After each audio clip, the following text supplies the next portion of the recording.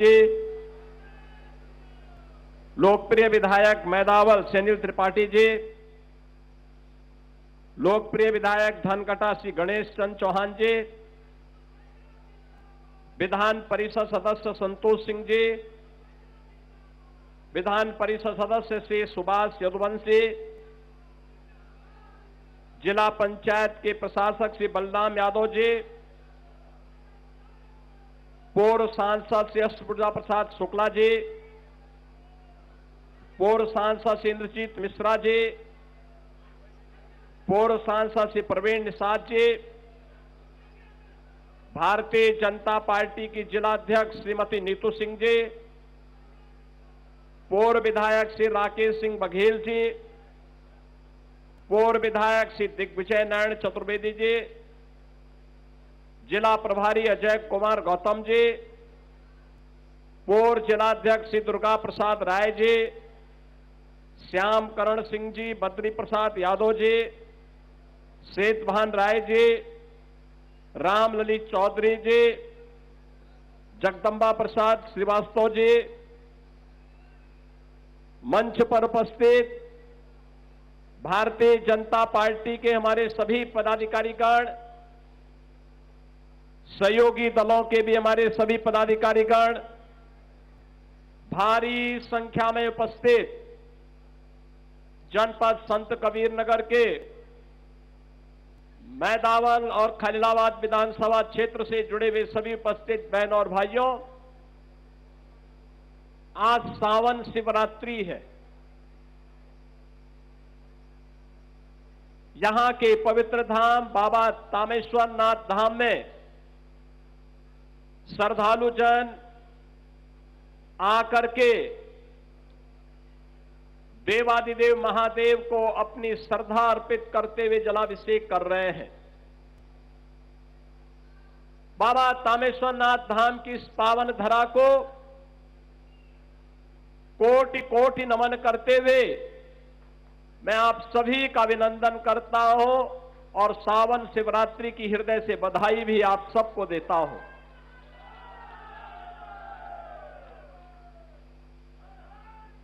प्रदेश के सभी शिवालयों में भारी भीड़ है। लाखों की संख्या में श्रद्धालु आकर के देवादिदेव महादेव के प्रति अपनी श्रद्धा और भक्ति का परिचय दे रहे हैं।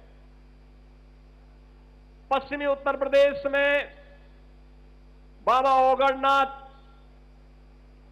मेरठ में बाबा दुग्धेश्वर नाथ मंदिर, गाजियाबाद में पुरा महादेव मंदिर, बागपत में, काशी में काशी विश्वनाथ धाम और मार्कंडे महादेव के मंदिर में लाखों की संख्या में श्रद्धालु आकर के देर रात्रि से ही जलाभिषेक कर रहे हैं। और ये आपका सौभाग्य है कि जनपद संत कबीर नगर में बाबा तामेश्वर नाथ का पवित्र धाम है। मैं बाबा के चरणों में नमन करते हुए सावन शिवरात्रि की हृदय से बधाई आप सबको देता हूं। बहनों और भाइयों, जनपद का नाम मध्यकालीन निर्गुण धारा के एक प्रखर संत कबीर दास जी के नाम पर है। याद करिए, उन्होंने पाखंड के खिलाफ, जाति पाति के भेद को चौड़ा करने वालों पर कड़ा प्रहार किया था। समाज को बांटने वाले लोगों से उन्होंने सावधान किया था। और यही कारण है सैकड़ों वर्षों के बाद भी संत कबीर दास जी की ये वाणियां आज भी समाज का मार्गदर्शन कर रही हैं। संत कबीर दास जी उस पाखंड के खिलाफ लड़ने के लिए इसीलिए मगहर में आए थे। लोगों की मान्यता थी कि मगहर में मरने पर नरक मिलता है। उन्होंने कहा स्वर्ग और नरक ये व्यक्ति के कर्मों पर निर्भर करता, अच्छे कर्म करिए, लोक कल्याण का कार्य करिए, सदाचार का कार्य करिए, अपने कर्तव्यों का निर्वहन करिए, ईमानदारी के साथ अपने कर्तव्यों का निर्वहन करेंगे तो आपको कहीं भी स्वर्ग प्राप्त हो सकता है। और उन्होंने इसीलिए मगहर में आकर के साबित किया कि नहीं, यहां नरक नहीं, यह भी स्वर्ग पाने की भूमि है। और स्वर्ग पाने की इस भूमि, संत कबीर दास जी की इन स्मृतियों को जीवंत बनाने के लिए डबल इंजन की सरकार ने प्रधानमंत्री मोदी जी के मार्गदर्शन में कबीर एकेडमी का निर्माण मगहर में किया है, वहां का सुंदरीकरण किया है। संत कबीर दास जी से जुड़े हुए विभिन्न पहलों को लेकर के शोध को आगे बढ़ाने के लिए हम लोगों ने अपने कार्यक्रम को आगे बढ़ाया है। बहनों और भाइयों, बदलता हुआ संत कबीर नगर बदलते हुए उत्तर प्रदेश की कहानी को कह रहा था। जो बातें अभी यहां हमारे दोनों विधायक कह रहे थे, विकास के एक एक मुद्दे को लेकर के मजबूती के साथ अपनी बातों को कह रहे थे। एक ही भाव है, विकास के कार्यों के माध्यम से आम जन के जीवन में परिवर्तन लाना, अपने क्षेत्र का, अपने विकास खंड का, अपनी विधानसभा का और अपने जनपद का विकास कराना, विकास की गति के माध्यम से आम जन के जीवन में प्रगति लाना और इस प्रगति के माध्यम से समृद्धि के नए सोपान को छूते हुए हम भी आत्मनिर्भर और विकसित उत्तर प्रदेश के सारथी बनेंगे, जिससे 2047 के पहले हमारा देश आत्मनिर्भर और विकसित भारत की परिकल्पना को साकार कर सके। यही कारण है कि आज संत कबीर नगर जनपद में कांग्रेस और समाजवादी पार्टी के भ्रष्ट आचरण के कारण जो कताई मिल बंद हो गई थी, आज उसको प्रारंभ करने के लिए फिर से कार्य योजनाएं प्रारंभ हो रही है। ये सीजन याद करिए, ये सीजन संत कबीर नगर, गोरखपुर, बस्ती, सिद्धार्थनगर, कुशीनगर, देवरिया, बलरामपुर, बहराइच, श्रावस्ती, गोंडा के बच्चों के लिए भय और दहशत का कारण बनता था। हर मां इस बात से सशंकित रहती थी कि ये बीमारी, ये नौ की बीमारी, ये मस्तिष्क ज्वर न जाने किस बच्चे को निगल लेगी। कांग्रेस कुछ नहीं कर पाई। समाजवादी पार्टी को 4 बार सरकार बनाने का अवसर मिला था, वह कुछ नहीं कर पाई।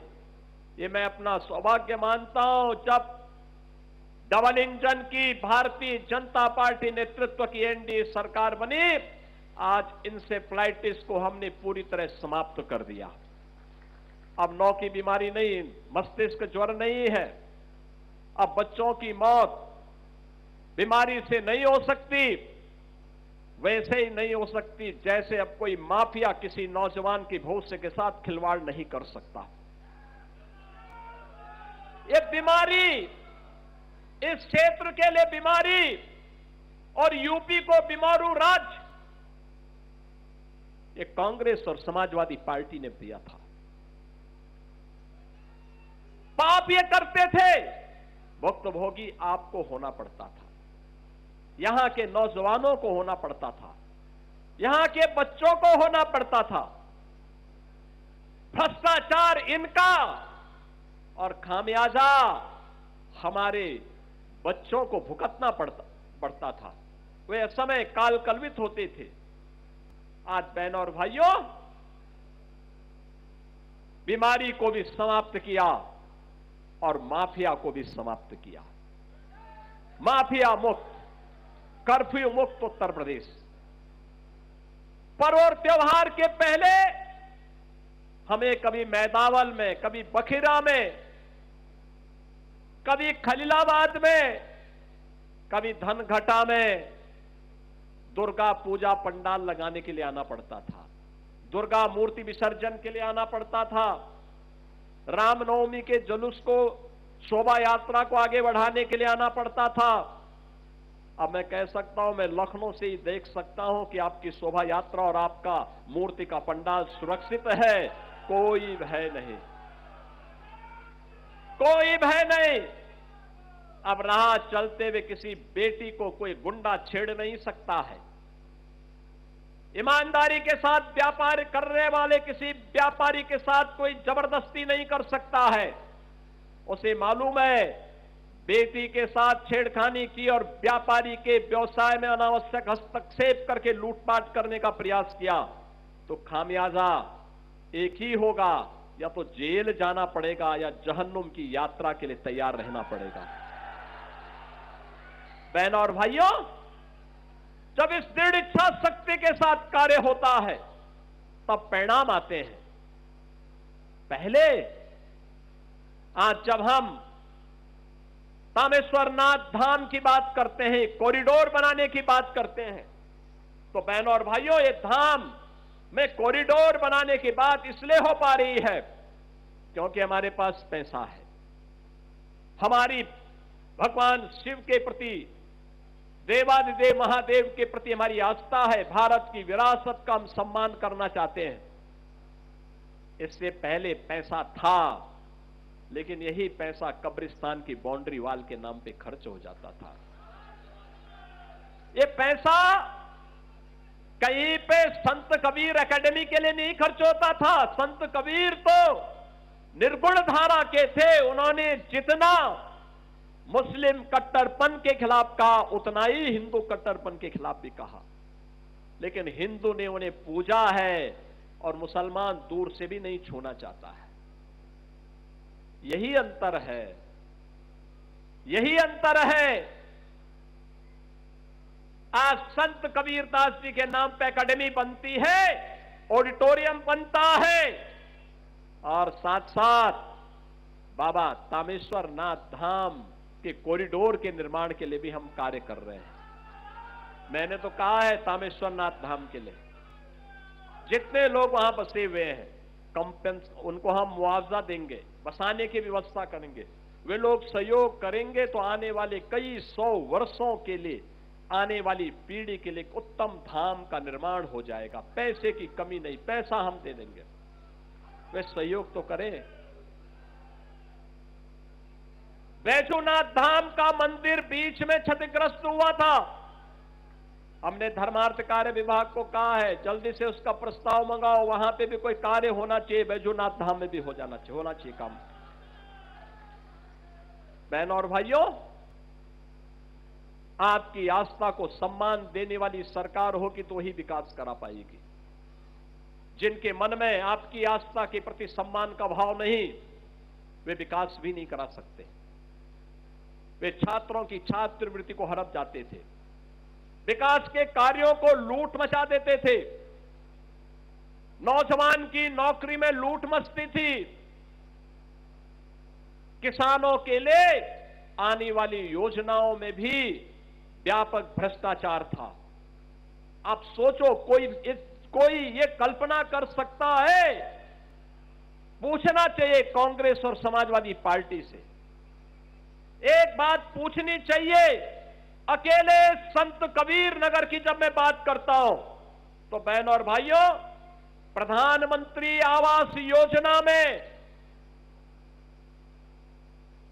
ग्रामीण और शहरी को मिलाकर के अगर संत कबीर नगर में हम देखेंगे 95,000 परिवारों को एक एक आवास मिला है। 95,000 परिवारों को, 3.5 लाख गरीबों के घर में शौचालय बना है पिछले 9 वर्ष के अंदर।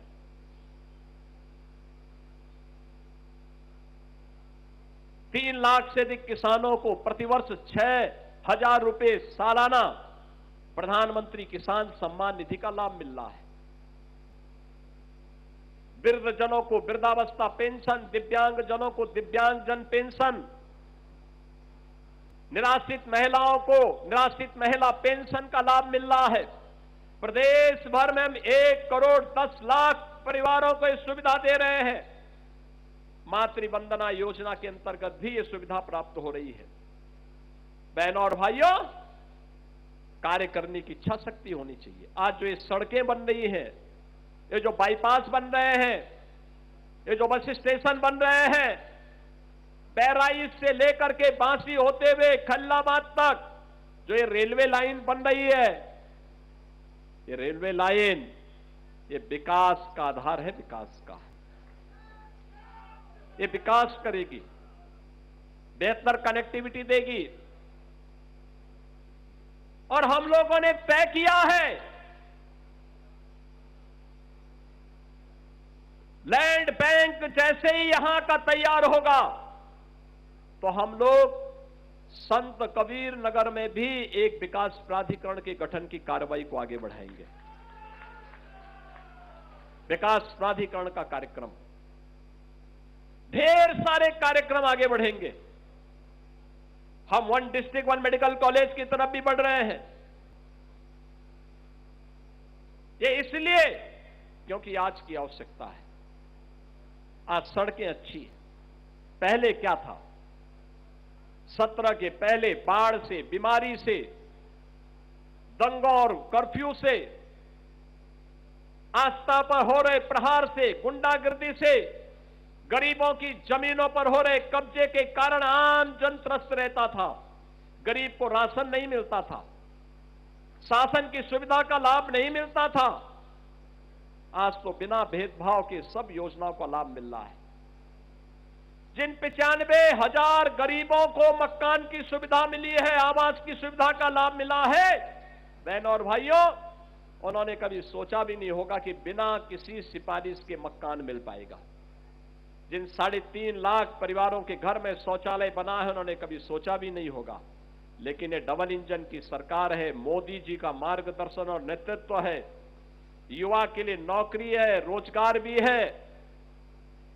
आज जो एक कांग्रेस और समाजवादी पार्टी प्रोपोगंडा कर रही है, मैं इनसे पूछना चाहता हूं, इन्होंने क्या किया था? बीमारी से मौतें होती थी, गरीब का बच्चा मरता था, ये मौन रहते थे, मौन रहते थे। इनके कानों में जूं नहीं रेंगता था, कभी उस गरीब के साथ खड़े नहीं होते थे। आज तो गोरखपुर में बियाड़ी मेडिकल कॉलेज भी स्वस्थ है, सुपर स्पेशलिटी की सुविधा भी है, एम्स बन गया है। और एम्स बनने के साथ साथ जहां पहले केवल गोरखपुर में मेडिकल कॉलेज था, आज गोरखपुर में मेडिकल कॉलेज है ही, एम्स बन गया। कुशीनगर में मेडिकल कॉलेज, देवरिया में मेडिकल कॉलेज, महाराजगंज में मेडिकल कॉलेज, सिद्धार्थनगर में मेडिकल कॉलेज, बस्ती में मेडिकल कॉलेज, बलरामपुर में मेडिकल कॉलेज, बहराइच में मेडिकल कॉलेज, गोंडा में मेडिकल कॉलेज, सुल्तानपुर में मेडिकल कॉलेज, प्रतापगढ़ में मेडिकल कॉलेज, रायबरेली में मेडिकल कॉलेज। बहनों और भाइयों, अमेठी में मेडिकल कॉलेज, अंबेडकर नगर में मेडिकल कॉलेज, अयोध्या में मेडिकल कॉलेज, जौनपुर में मेडिकल कॉलेज, गाजीपुर में, चंदौली में, सोनभद्र में, मिर्जापुर में। यानी मेडिकल कॉलेजेस की एक लंबी श्रृंखला खड़ी हो गई है, लंबी श्रृंखला खड़ी हो गई है। सरकार की इच्छा शक्ति होनी चाहिए, नियति साफ होनी चाहिए, और नीति बन जाती है तो निर्माण भी हो जाता है। और ये निर्माण उसी शुद्ध नियत के साथ किए गए प्रयास का परिणाम है। आज यहां पे मेडिकल कॉलेज का निर्माण हो गया है। बच्चे, यहां के बच्चे यहीं पढ़ रहे हैं, नहीं तो गरीब का बच्चा कहां जाएगा? यहां का युवा ऊर्जावान है, प्रतिभाशाली है, उसको मंच नहीं मिला तो प्लान करता था।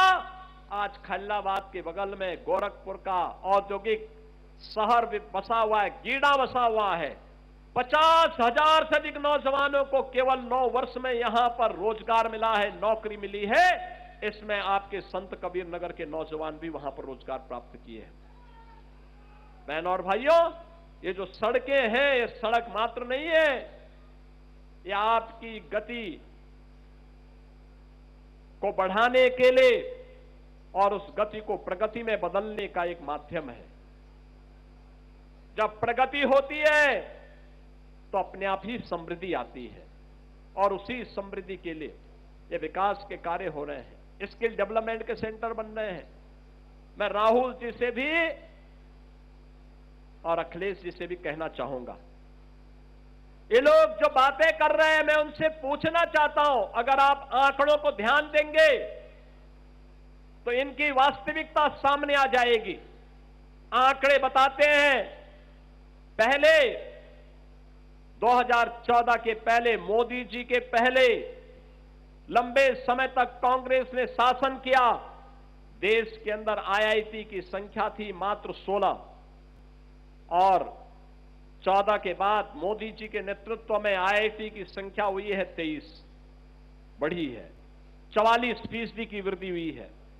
आईएम 14 के पहले इनकी संख्या थी 13, और 14 के बाद इनकी संख्या में वृद्धि हुई है 22, यानी 69% ये बढ़े हैं। प्रधानमंत्री कौशल विकास के लिए 14 के पहले व्यवस्था अस्तित्व में ही नहीं थी। अगर नौजवान की स्किलिंग नहीं है तो उसको नौकरी और रोजगार नहीं मिलेगा। और आज देश भर में लगभग 600 केंद्र संचालित हैं, और लगातार राष्ट्रीय कौशल विकास मिशन के माध्यम से एक नेटवर्क को आगे बढ़ाने का काम देश के अंदर तेजी के साथ चला है। एम्स 2014 के पहले थे 7, आज है देश में 23। मेडिकल कॉलेज 431 थे 2014 के पहले, और आज है 818, यानी 93% की वृद्धि हुई है।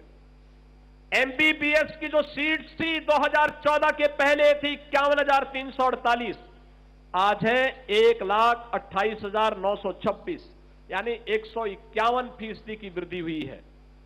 मेडिकल कॉलेज की पीजी सीटें 14 के पहले थी 31,185, और 2014 के बाद इनमें वृद्धि हुई है 85,822, यानी 175% की वृद्धि हुई है। रोजगार सृजन के लिए 2014 के पहले 1947 के बाद से कुल रोजगार का सृजन हुआ था 47 करोड़, और कुल रोजगार का सृजन मोदी जी के बाद हुआ है 64 करोड़ 33 लाख, यानी इसमें 17 करोड़ 18 लाख की वृद्धि हुई है। स्टार्टअप की संख्या 500 से कम थी 14 के पहले, आज 2,23,000 से अधिक स्टार्टअप है देश के अंदर, और देश के अंदर एक नया इकोसिस्टम स्टार्टअप का तैयार हुआ है।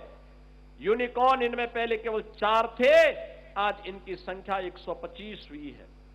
राहुल जी और अखिलेश यादव जी, आप पता नहीं पढ़े लिखे हैं या नहीं है, आपके वक्तव्य, आप लोगों के द्वारा कही जाने वाली बातें कभी कभी हास्यास्पद होती हैं, आप लोगों को कटघरे में खड़ा कर देती है। लेकिन मैं आपसे कहना चाहता हूं, एम्प्लॉयमेंट के लिए स्किलिंग चाहिए। आज के नौजवान की जो हमारे पास डेमोग्राफिक डिविडेंड के रूप में 56 से 60% युवा जनशक्ति है, इसकी स्किलिंग के लिए कार्य किए जाने की आवश्यकता थी, जो डबल इंजन की भाजपा की सरकार ने आगे बढ़ाया है। उसकी स्किलिंग हो रही है, उसके लिए एम्प्लॉयमेंट की व्यवस्था हो रही है, स्टार्टअप का एक इकोसिस्टम तैयार किया गया है। ये IIT, triple IT, IIM, AIIMS, medical college की श्रृंखला, ये स्किल डेवलपमेंट सेंटर की श्रृंखला इन्हीं नौजवानों की स्किलिंग का और इनके लिए अपने भविष्य को उज्जवल बनाने का एक माध्यम बना है। आपके समय में मेडिकल कॉलेज नहीं थे, आप लोगों ने मेडिकल कॉलेज बनाने में रुचि भी नहीं ली, तो बच्चा लेता एडमिशन कहां लेता? आज आप राजनीति कर रहे हैं, केवल राजनीति कर रहे हैं, उस नौजवान के साथ न्याय नहीं कर पा रहे हैं। आपके समय में उस नौजवान की नौकरी में डकैती पड़ती थी, उस नौजवान के साथ अन्याय होता था। आज बहनों और भाइयों, हम लोगों ने तय कर रखा है, अगर नौजवान के भविष्य के साथ किसी व्यक्ति या संस्था ने खिलवाड़ किया तो उसकी पूरी संपत्ति जब्त कर लेंगे और खिलवाड़ करने वाले को आजीवन कारावास की सजा भी करवा देंगे। बहनों और भाइयों, जीरो टॉलरेंस की नीति के तहत सरकार कार्य कर रही है और जीरो टॉलरेंस इन क्षेत्रों में भी देखने को मिलेगा। मैं आज के इस अवसर पर जब यहां पे इन दोनों विधानसभाओं क्षेत्र से जुड़े हुए 617 करोड़ रुपए की इन परियोजनाओं के बारे में, जिसके बारे में हमारे दोनों माननीय विधायकों ने यहां पे विस्तार से कहा है, सड़क भी बनी है, पेयजल की व्यवस्था भी हुई है, आईटीआई भी बने हैं, हॉस्पिटल भी बने हैं, अन्य तमाम कार्य यहां के जो आवश्यक थे उन सभी कार्यों का यहां पे शिलान्यास और लोकार्पण का कार्यक्रम संपन्न हो रहा है। बहनों और भाइयों, विकास तब होता है जब विकास कार्य करने की में रुचि लेने वाले जनप्रतिनिधि हो। आपने रुचि लेने के लिए डबल इंजन की इस सरकार को चुना है। मैं आपको आश्वस्त करता हूं, संत कबीर नगर तो हमारे लिए आंगन जैसा है। जब मर्जी तब हम लोग आ सकते थे, पहले भी आते थे। बखिरा में, अगल बगल के क्षेत्र में हम लोग लगातार आते थे। कितना समय लगता था मुझे, तब भी गोरखपुर से आने में 45 मिनट का समय लगता था। अब तो अच्छी सड़कें हो गई और आसानी से हम आ सकते हैं। विकास के कार्यों में कमी नहीं आने दी जाएगी। आप डबल इंजन सरकार को अपना आशीर्वाद बनाते रहिए, लगातार देते रहिए। विकास और विरासत का अभियान आगे बढ़ेगा। प्रधानमंत्री मोदी जी के विजन को जमीनी धरातल पर उतारने का कार्य करेंगे। इस विश्वास के साथ 617 करोड़ रुपए की परियोजनाओं के लिए मैं आपको बधाई देता हूं। आज सावन शिवरात्रि के अवसर पर देवादिदेव महादेव भगवान तामेश्वर नाथ से आप सबके उज्जवल में भविष्य की खुशहाली की कामना करते हुए अपनी वाणी को विराम देता हूं। धन्यवाद। जय हिंद, जय जय श्री राम। एक बार जोरदार तालियों के साथ अभिनंदन। संत कबीर नगर दौरे पर हैं मुख्यमंत्री योगी आदित्यनाथ। सीएम योगी आदित्यनाथ ने करोड़ रुपए की सौगात दी है। सीएम योगी आदित्यनाथ संत कबीर नगर पहुंचे। इस दौरान उन्होंने संबोधित भी किया। मंच से सीएम योगी आदित्यनाथ ने जनसभा को संबोधित किया है। संत कबीर नगर में पहुंचे हैं मुख्यमंत्री योगी आदित्यनाथ। बता दें आपको कि उन्होंने सावन की बधाई दी है। मुख्यमंत्री योगी आदित्यनाथ ने लोगों को संबोधित किया। इसके साथ ही उन्होंने तमाम बातें कही हैं। हमने माफिया और बीमारी को समाप्त किया है, ये मुख्यमंत्री योगी आदित्यनाथ की तरफ से कहा गया। कांग्रेस और सपा का भ्रष्टाचार आचरण है, आत्मनिर्भर यूपी के साथी बनेंगे, ये उनकी तरफ से कहा गया है। मुख्यमंत्री योगी आदित्यनाथ ने कहा कि हमारा एक ही मकसद लोगों का विकास है। अब यूपी में व्यापार और बेटी दोनों सुरक्षित है। तो मुख्यमंत्री योगी आदित्यनाथ ने कहा है कोई माफिया अब खिलवाड़ नहीं कर सकता।